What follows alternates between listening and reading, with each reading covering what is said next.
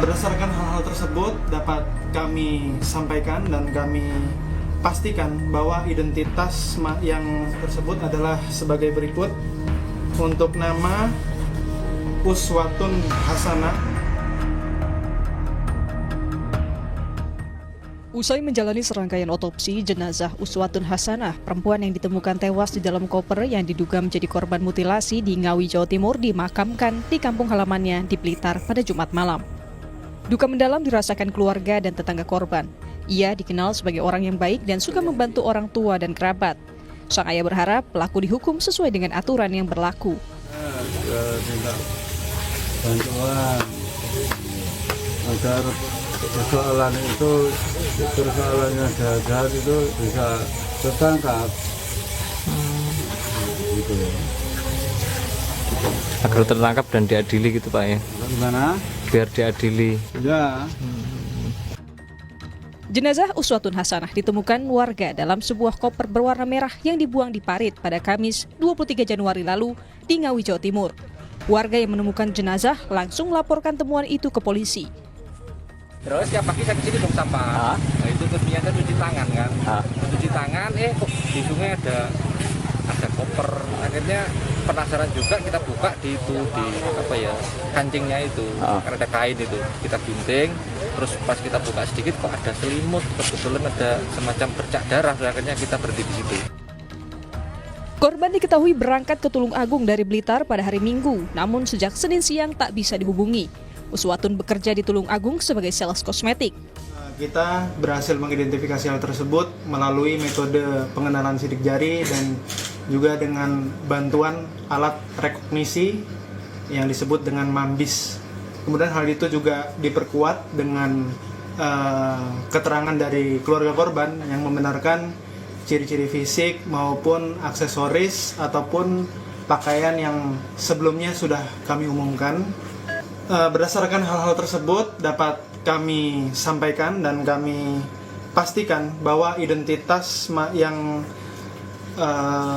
termutilasi tersebut adalah sebagai berikut. Untuk nama Uswatun Hasanah. Polisi telah menangkap pelaku pembunuhan Uswatun. Saat ini polisi masih menyelidiki motif pelaku melakukan tindakan keji itu kepada korban. Tim Liputan, Kompas TV. Untuk membahas pembunuhan perempuan di Ngawi yang diduga menjadi korban mutilasi, sudah bergabung bersama kami kriminolog Universitas Indonesia Adrianus Meliala. Selamat petang, Prof. Selamat petang, Mbak Cindy. Prof, dari fakta dan temuan kan korban sejauh ini adalah korban mutilasi. Tapi kalau kita melihat mutilasinya itu sendiri, perkiraan yang bisa menjadi motif dari pelaku itu seputar apa, Prof?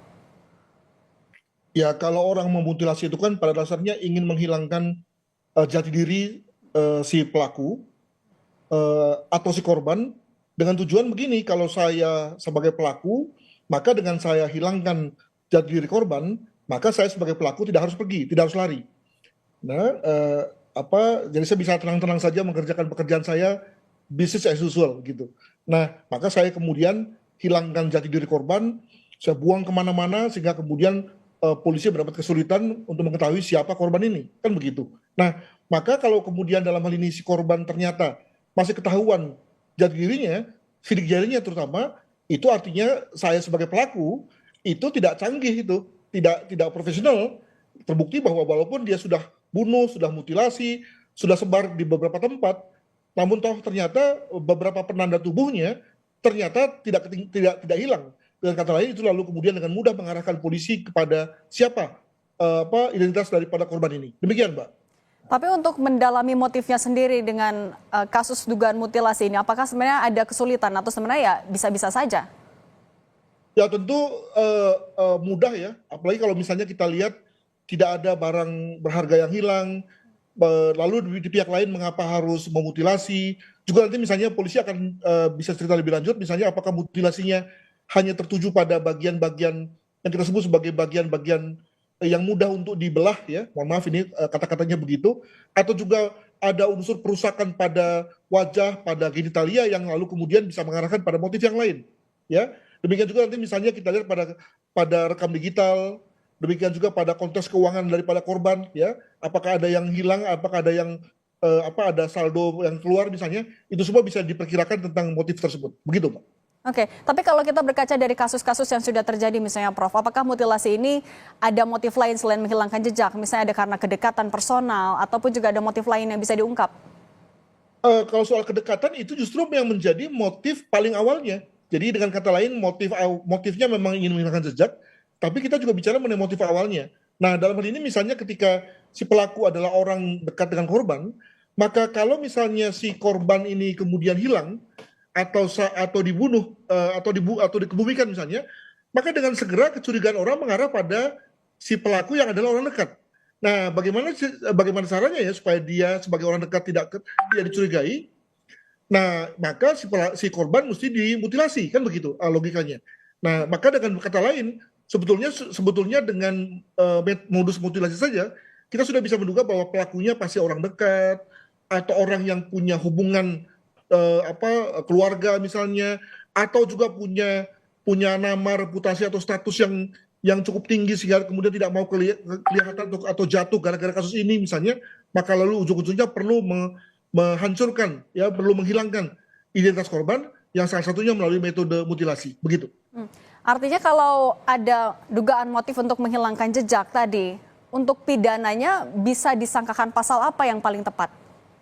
Ya pasti berencana. Mengapa demikian? Karena dia tidak hanya membunuh, tapi telah mempersiapkan hal itu dan juga telah melakukan pemberatan, ya. Dengan kata lain dia sudah mempersiapkan koper, ya, juga sudah mempersiapkan rute.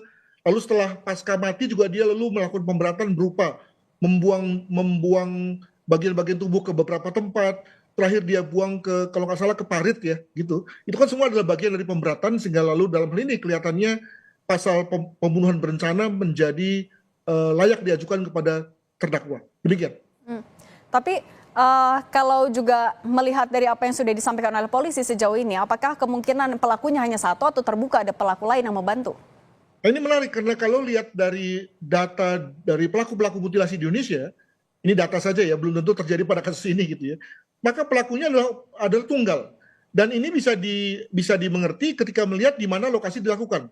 Jadi rata-rata dilakukan di rumah, di kamar kos, ya. Nah, kalau dalam hal ini di hotel, maka tentu kita bisa menduga bahwa kalau di hotel sepanjang masih dalam periode di mana yang bersangkutan itu menginap atau si pelaku menginap, ya, maka tentu dia punya tempat yang aman, kan. Tinggal dia pastikan bahwa darah itu tidak kemana-mana, langsung mengalir keluar, ya, sehingga kemudian dia dapat membunuh, dapat memutilasi dan dapat memasukkannya dalam koper secara tenang, lalu kemudian dia keluar. Jadi dengan kata lain, mesti ada unsur dia yang bersangkutan atau pelaku itu menguasai lokasi di mana dia memutilasi korbannya. Demikian. Untuk membuat kasus semakin terang, apalagi yang harus jadi fokus polisi, Prof?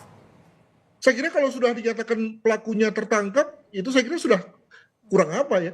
Tapi yang penting adalah bahwa walaupun pelaku belum dibuka jati dirinya oleh kepolisian, tapi saya kira kita sudah bisa menduga misalnya kalau misalnya pelaku itu dapat diringkus dalam waktu 24 jam, itu kan artinya pelaku bukan hanya amatir, juga bukan hanya dengan mudah diketahui oleh kepolisian dalam rangka jati dirinya, tapi juga diketahui oleh keluarga mungkin dalam hal ini dan memiliki dua hal. Pertama, mungkin memiliki jejak digital dengan korban, dan mungkin ada hal-hal lain, misalnya sebagai contoh jejak keuangan atau jejak hukum lain, misalnya dalam konteks ikatan perkawinan. Nah, ini semua hal-hal yang makin membuat yakin kepolisian bahwa yang bersangkutan adalah pelakunya, betapapun tidak melihat, ya, untuk kemudian lalu langsung ditangkap dan sekarang dalam situasi diinterogasi, begitu. Oke, baik, Prof. Adrianus Meliala, terima kasih sudah berbagi di Kompas Petang. Sehat selalu, Prof. Terima kasih.